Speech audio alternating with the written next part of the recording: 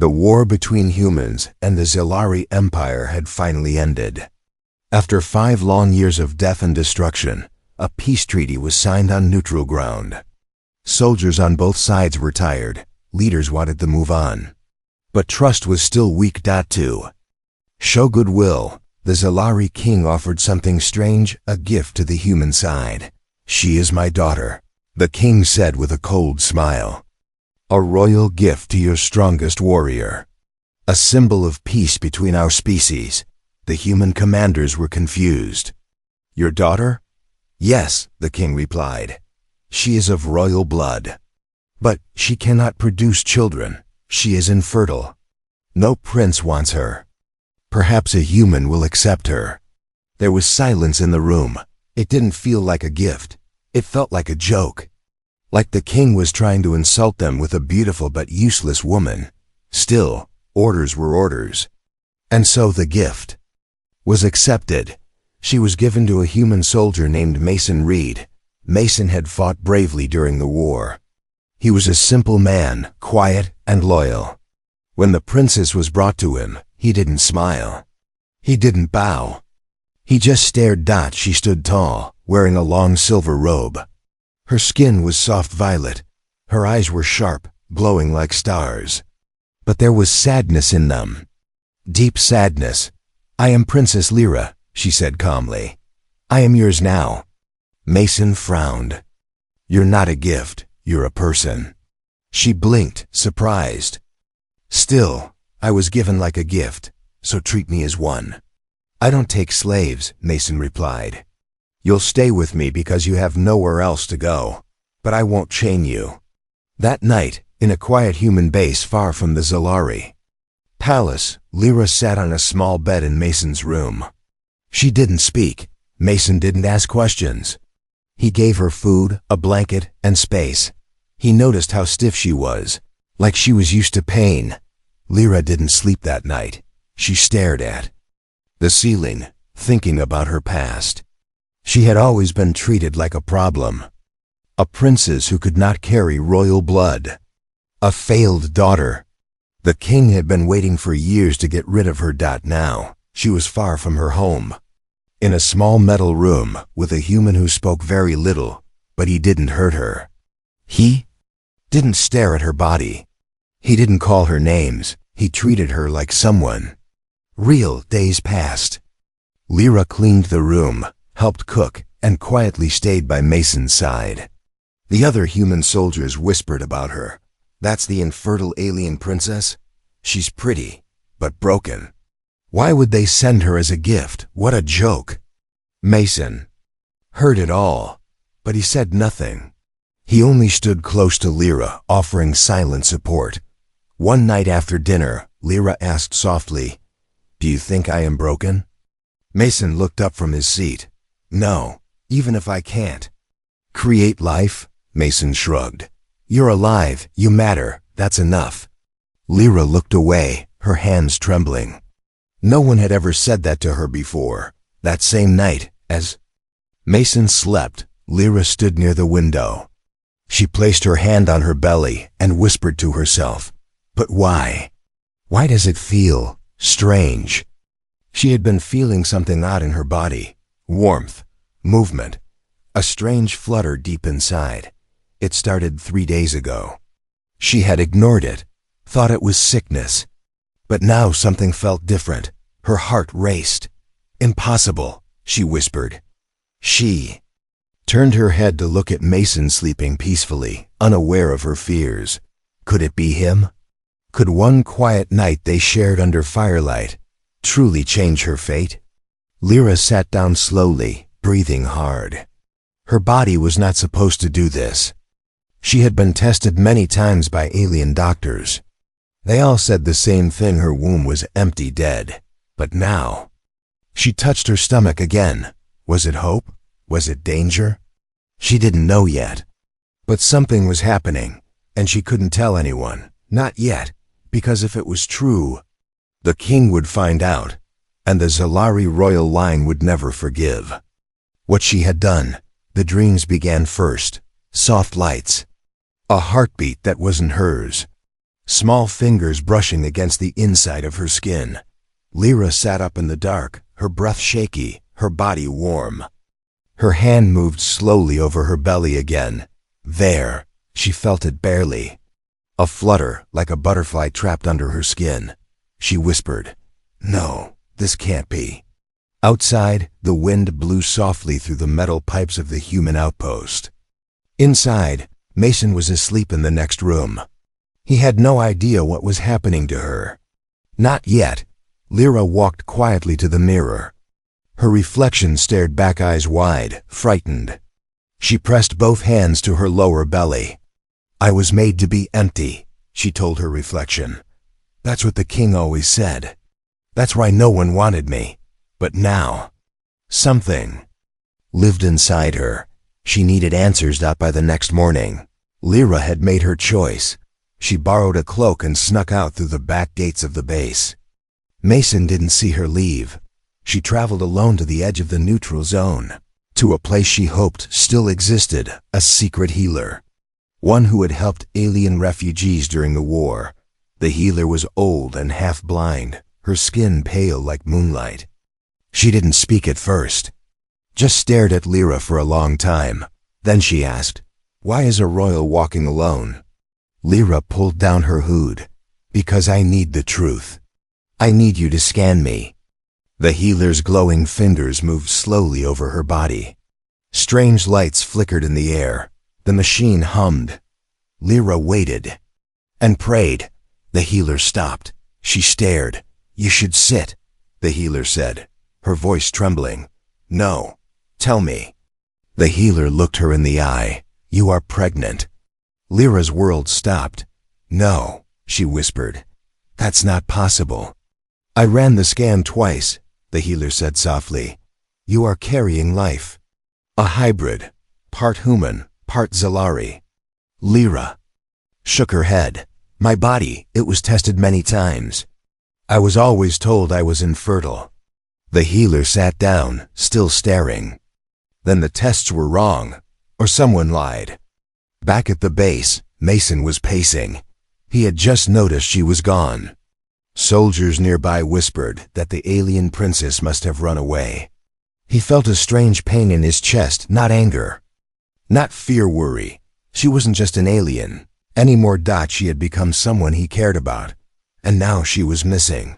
Lyra returned at night, walking through the front gate with tired eyes and dirt on her boots. Mason ran up to her. "Where were you? You can't just disappear like that." Lyra looked at him quietly. Then, without a word, she took his hand and placed it gently on her belly. He froze. Then he felt it, a faint pulse. A tiny movement. What is this?" he asked. "I'm carrying your child," she said softly. "It's impossible, but it's true." Mason stepped back. "But you said you couldn't." "I believed it. My whole life, I was told I was broken. But something in me changed. Or maybe it was always there, just waiting for you." The words hung heavy in the air. Mason didn't speak right away. Finally, he said, "What are you going to do?" "I don't know. If the king finds out, he'll want to erase it. He'll say I've shamed the royal bloodline. Maybe even send someone to kill me. And the child." Mason clenched his fists. "Then we won't let him find out." "But he will," she said. "He always finds out." Somewhere, deep in the Zalari palace, a royal spy sent a message through a hidden channel. The message reached the king while he was drinking with his council. He read the message once, then twice. His hands began to shake. "The infertile one is with child, and the father is human." The king crushed the glass in his fist. Wine spilled down his hand. Like blood, he stood up, eyes burning with rage. "That traitorous girl," he growled. "She dares ruin the royal bloodline?" One of the nobles tried to speak, but "Sire, if she can bear children, she may be." She was nothing. The king shouted, "And now she carries a threat." His voice turned cold and sharp. "Send the shadow team. Bring her back, or end her." The royal throne room was silent except for the sound of the king's slow breathing. He stood in front of an old mirror, but he wasn't looking at himself. He was staring at the long, thin scar that ran down his right wrist, a scar from a deal made in the dark long ago. "Bring me the records," he ordered coldly. A servant rushed in, carrying a silver box with ancient codes stamped on it. The box hadn't been opened in 20 years. Inside were documents, sealed vials, and a single piece of paper labeled Project Starworm Confidential, Royal Use Only. King's eyes narrowed. Lyra's birth had always been a secret wrapped in lies. Everyone believed she was born naturally, but only the king knew the truth. She was never meant to be a mother, because she was never supposed to be truly alive. 20-2 years ago, the queen had nearly died during labor with their first child. The baby didn't survive. The king was furious and desperate. He turned to something forbidden: science, using stolen human DNA mixed with royal blood. A lab-grown embryo was created. They called it Project Starworm. Lyra was born from a machine, her body perfect, her mind sharp, but something was missing. Her womb was undeveloped, useless. Doctors warned the king. She may never produce life. It's the price of tampering. The king didn't care. He told the galaxy she was a miracle. But deep down, he saw her as a failed tool, a princess with no future. No heirs. Now, that tool had betrayed him with a child. Worse, with a human's child. Meanwhile, in the human outpost, Lyra sat beside Mason, holding a piece of cloth in her hands. It was something she had kept hidden for years. A small, embroidered symbol from her crib. A secret sign she had seen on the lab door as a child. A star inside a womb. "I remember this," she whispered. "They told me it meant hope, but now I think it meant experiment." Mason looked at the cloth, then at her. "What are you saying? I wasn't born like others. I was made. I think the king created me using something human. That's why I can carry your child." Mason leaned forward. "So you were part human from the start?" Lyra nodded slowly. "That's the secret, and that's why he wants me dead. If people knew, if the council learned the truth, the king would lose everything." At the royal court, things were already changing. Rumors spread fast. Someone had leaked that Princess Lyra was pregnant with a human child. Many nobles laughed. Others panicked. One brave elder spoke to the king in private. "Sire, if the princess truly carries life, she may be more valuable than we thought." The king's face darkened. "She is a mistake." The elder leaned closer. "Or, she's evolution." The king exploded in rage. "She is a shame to my bloodline. If I lose the throne to a half-human brat, I'll burn the council down with it." That night, in secret, he sent a new order: activate the red vow. It was a hidden protocol, an old law passed in war. Any royal who threatens the throne, matter how young, must be erased. Back on the edge of the human outpost, Lyra felt a chill crawl down her spine. She didn't know about the red vow, but something inside her whispered, "Danger is coming." Mason sat beside her, polishing his weapon. "If they come, I'll fight." Lyra looked at him with tears in her eyes. "You shouldn't have to fight because of me." He shook his head. "You're not the reason. The child is." She smiled just a little. "Then let's protect him." Together, far in the stars, deep in the royal palace, a dark ship was prepared. 6 silent assassins climbed aboard. They wore black armor, no symbols. They were called the Void Hands, loyal only to one command: kill without question. Their destination: the human base. Their mission: take the princess, or end the line before it ever begins. The baby kicked for the first time. Right as the sniper pulled the trigger, a red laser beam flashed past the window, just inches from Lyra's head. Mason dove across the room, pushing her to the floor. The glass shattered. Alarms began to scream. "They found us." Mason shouted. Lyra clutched her stomach, heart racing. The tiny life inside her moved again, gentle, unaware of the death waiting outside. The human outpost was under attack. But not by an army. By ghosts. Black armored assassins moved through the shadows, silent, fast, deadly. No banners. No warning. Just a mission. Kill the princess. Kill the heir. Mason loaded his rifle, heart pounding. He had trained for war, but this was different. This wasn't about orders. This was about family now. Lyra stayed behind a barricade, breathing hard. The child inside her responded to her fear like it could feel everything she felt. Mason tossed her a small device. If I go down, run with this. It'll lead you to the evacuation tunnel. She shook her head. No, I'm not running without you. He looked her in the eyes. You won't save the baby by staying next to me. If I fall, you keep him alive. Promise me. Her voice broke. I promise. Outside, human soldiers engaged the attackers. But these weren't normal enemies. The void hands didn't speak. Didn't miss. One by one, human guards fell, until only Mason stood between Lyra and the last two assassins. His arm was bleeding.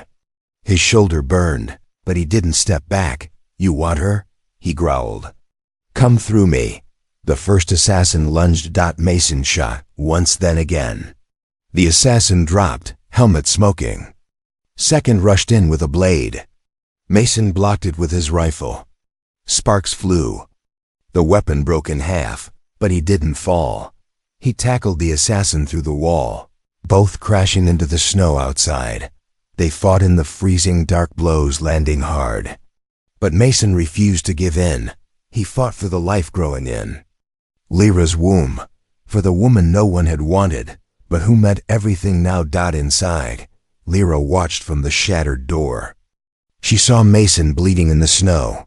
Still fighting. She stood up. And walked out. The last assassin turned, raising a blade to finish Mason.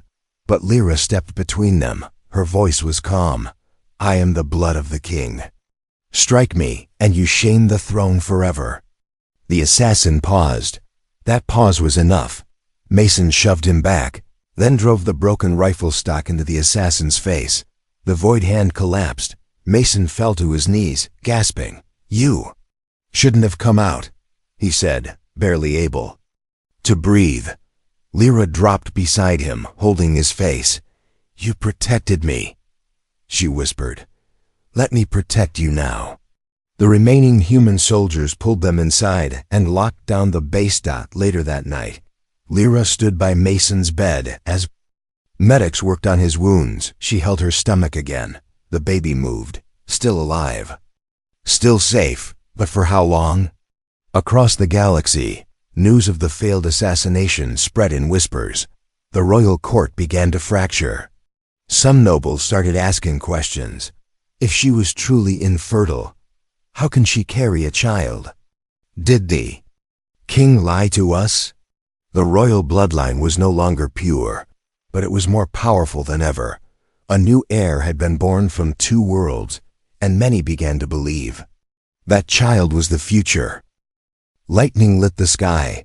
Thunder rolled over the mountains. And in a hidden underground shelter beneath the human base, the heir of two worlds was born. Lyra screamed through gritted teeth, gripping Mason's hand so hard he thought it might break.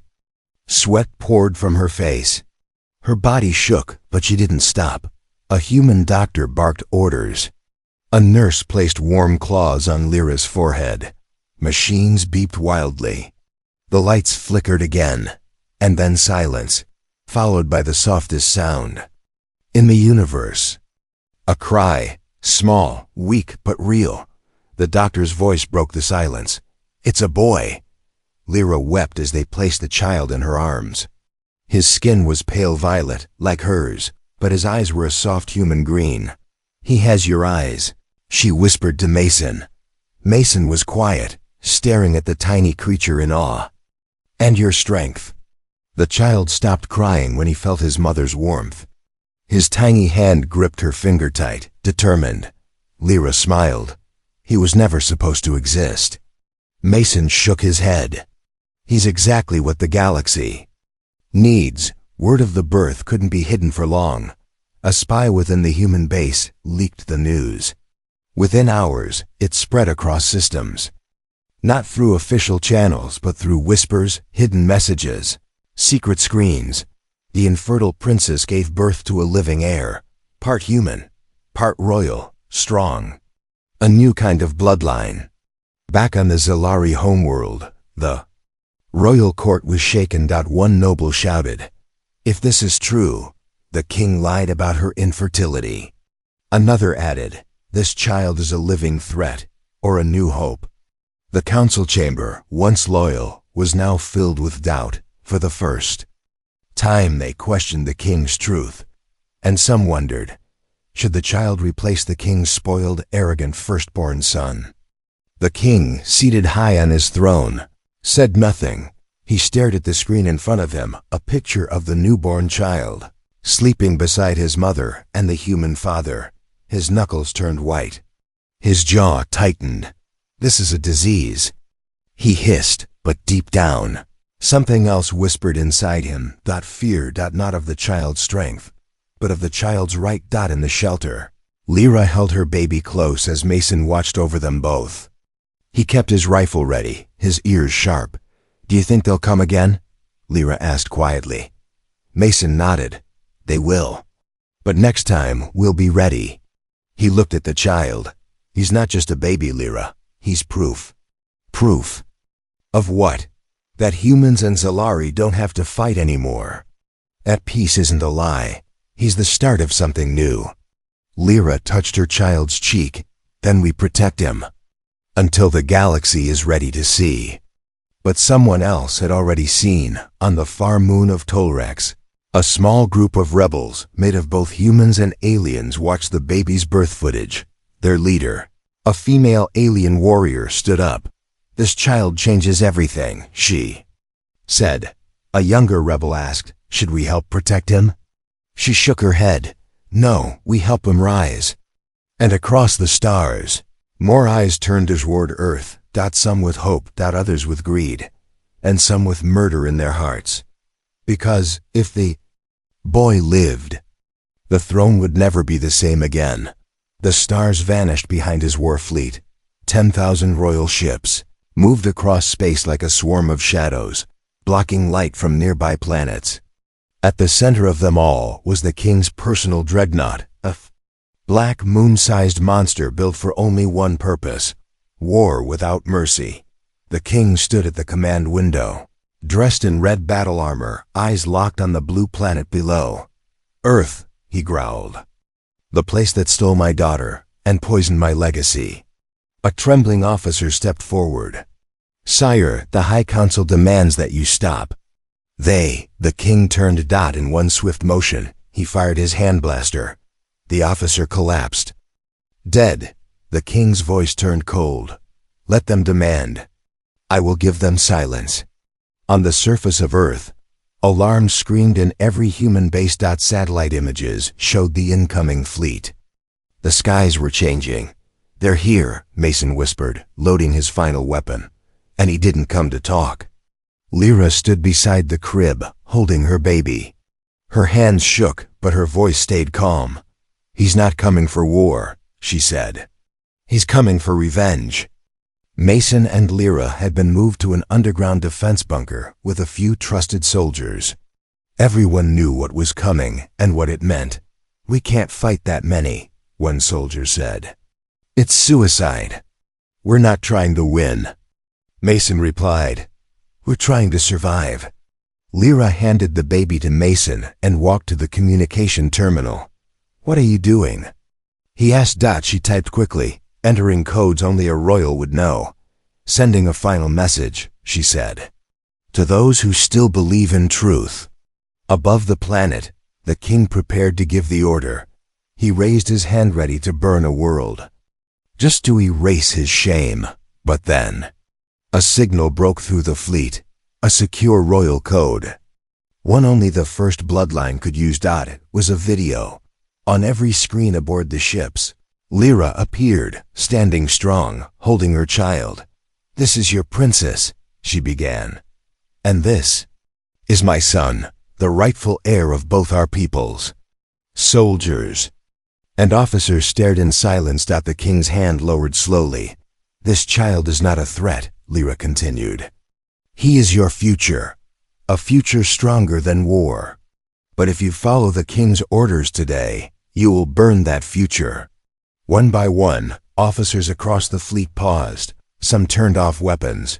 Systems. Others removed their helmets and bowed. Inside his dreadnought, the king screamed, "Traitors! She poisons your minds with her lies." But no one responded. Because for the first time, they saw her, not as broken, not as shameful, but as a mother. As a leader. As a true royal. On Earth. Lyra turned to Mason. "We may still die," Mason smiled. "Slightly. Then we'll die as a family." But suddenly, the enemy fleet began to shift. The dreadnought was retreating, and on thousands of ships. Lyra's banner replaced the king's, far away in the royal palace. The High Council watched everything. The old ruler had lost control, and the princess, once thrown away, now had the hearts of both human and Zalari. They sent a final command to the fleet: "Arrest the king. Bring the princess home, with honor." Long ago, a star burned too softly. They called it weak. They called it useless. But one day, that same star lit a path that changed the skies forever. And now, the galaxy whispered a new name for that forgotten star: Kalan Lyra. She stood on the balcony of the Zalari High Tower, the wind brushing her royal robe. Below her, millions of aliens and humans stood together, cheering not for a king, but for her. In her arms, the baby cooed softly, wrapping his tiny fingers around her necklace, the same one her father once told her she didn't deserve to wear. Beside her stood Mason, dressed in the simple black uniform of a human soldier. He didn't speak. He didn't need to. Everyone could see the truth. This wasn't just a family. This was the beginning of something new. 3 days earlier, the king had been taken away in chains. His rage echoed through the halls as he was dragged past the very throne he once guarded like a dragon. "You think this human child will rule?" he screamed. "He is filth, a mistake." Lyra stepped forward, holding her baby close. "No," she said calmly. "He is mine, and that makes him more royal than you ever were." The council had made their choice. The king was exiled, and Lyra was named Mother Regent of the unified sectors, not queen, not empress, something different, something stronger. Under her rule, things changed fast. Alien scientists and human doctors began working together in new labs. Schools opened on space stations teaching both human and alien history. Slavery rings on the outer colonies were shut down by joint forces.